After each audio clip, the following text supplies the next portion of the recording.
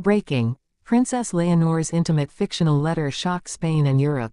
Spain expected protocol. Europe expected perfection. But no one expected this. An intimate letter. Raw. Unfiltered. A confession never meant to be seen. Or so everyone thought. Until the palace walls failed to keep it inside. For years, Spain has seen Princess Leonor as the emblem of discipline, duty, and destiny. The nation's future queen. The young woman trained since childhood to embody restraint, loyalty, and silence in moments when the rest of us would break. People believed they knew her. Or at least, the version of her they were allowed to see.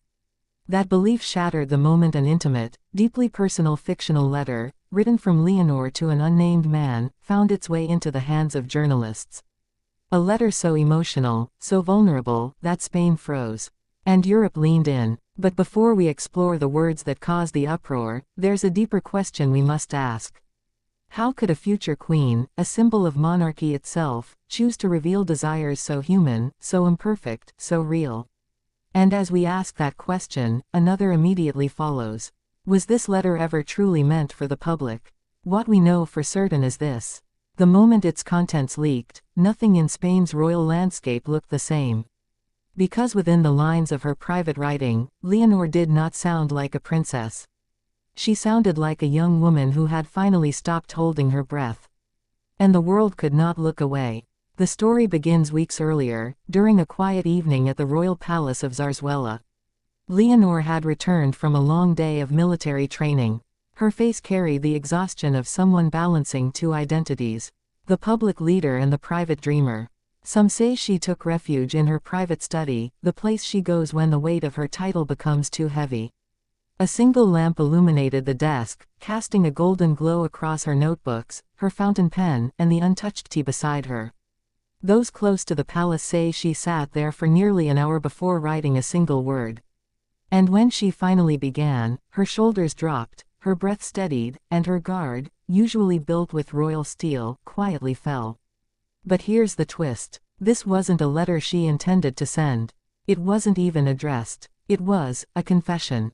A confession of love, of longing, of fear, of hope, and perhaps most strikingly, a confession of uncertainty for a future queen who is expected to have every answer. This single piece of writing, hidden between pages of notes and official schedules, would become the spark that ignited debate across an entire continent. But how did it leak? Here begins our first curiosity loop. Some believe it was found accidentally by a palace staff member. Others claim it was intentionally shared by someone within Leonor's inner circle. And a few more daring voices suggest Leonor herself may have allowed it to be discovered, not out of rebellion, but out of relief. Because sometimes, when you cannot speak your truth, you let your truth find its way out. The letter, once in the hands of insiders, traveled quickly. Journalists describe receiving it with trembling hands, unsure if they were holding authenticity or a poetic fabrication. Spain woke up the next morning to headlines that didn't sound like headlines at all. They sounded like a whisper escaping a locked room. A letter of love shakes the monarchy. Leonor's hidden feelings revealed. Europe reacts to the princess's confession. Phones buzzed. Television networks scrambled. And royal commentators sat in stunned silence, blinking at their screens as if reading something forbidden. But the content itself, that's what changed everything. Because this letter did not describe duty. It did not describe diplomacy. It described him, an unnamed figure, someone who exists between the lines, someone who feels real enough that every reader imagines a face. Leonor wrote about a connection that frightened her, because it made her feel like a woman first and a monarch second. She wrote about a dream of living a life both ordinary and extraordinary. A life where she could love without fear of consequence. And she wrote one line that echoed across Europe. If I must rule alone, I will. But if I may choose love, I choose him. Those 9 words divided a continent. Spain, proud of its traditions and its monarchy, found itself torn between admiration and anxiety. Young people celebrated her honesty. They saw themselves in her doubts, her courage, her hope for a love not limited by protocol. Older generations, however, were unsettled. They feared that emotion, particularly public emotion, could destabilize the monarchy's carefully maintained image. And inside the palace, The reaction was even more layered. Queen Letizia, known for her protective instincts, reportedly felt the shock before anything else. Not anger, not disappointment, but fear. Fear of what happens when a private emotion becomes public ammunition. King Felipe, with his calm composure, understood the magnitude instantly.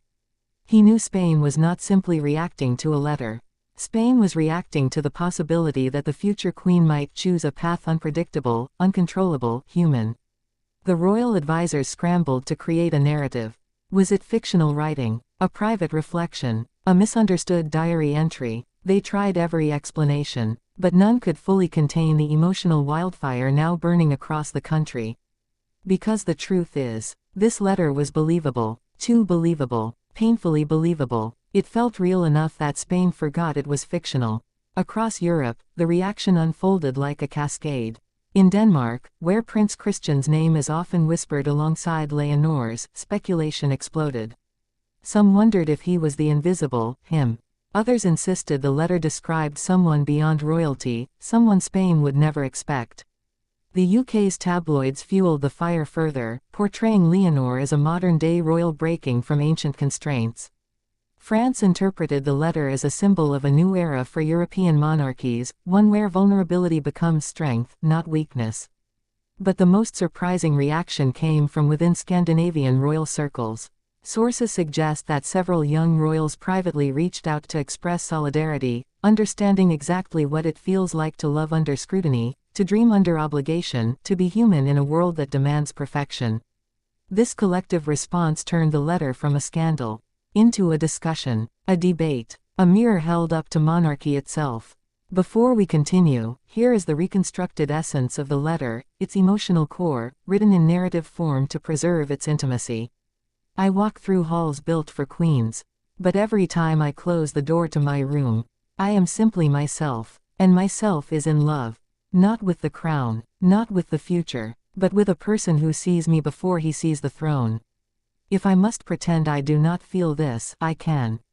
I have been trained to do so, but I no longer want to live a life decided only by duty. If Spain must have a queen, I will be that queen. But if I may choose who stands beside me, I choose him. The simplicity of it, the vulnerability of it, the clarity of her voice. That is what captivated millions. Leonor, just 20, suddenly became the center of a conversation she never asked for. Imagine waking up to the world analyzing your heart, your hopes, your private fears. Yet something remarkable happened. Leonor did not hide. Observers noted her entrance into public events after the leak. Her expression calm, her posture straight, her demeanor neither apologetic nor defensive. It was the quiet confidence of someone who knew the truth. That the letter, fictional or not, expressed something universal. The desire to be loved not for what you are, but for who you are. And this authenticity made her more relatable than she had ever been. The world began asking, who is he? A royal, a commoner, a friend, a distant figure from her past. Every answer leads to another question. Every clue opens another hallway of speculation. And this is where the fascination intensifies. Because while the palace insists the letter is creative writing, Europe wonders if creativity is simply the safest label for a truth too delicate to admit. And here is the question Spain has not stopped whispering. Was the letter fictional, or was the explanation fictional? Only Leonor knows. And she is not telling. The monarchy stands at a crossroads. A future queen who expresses love openly, even hypothetically, changes expectations. She transforms the crown from an institution into a story. A story real people feel connected to. A story they want to follow. Spain did not lose respect for Leonor because of the letter. In many ways, the opposite happened. They saw her humanity, her courage, her longing, her truth hidden beneath years of protocol. Young Spaniards call her the first monarch of a new era.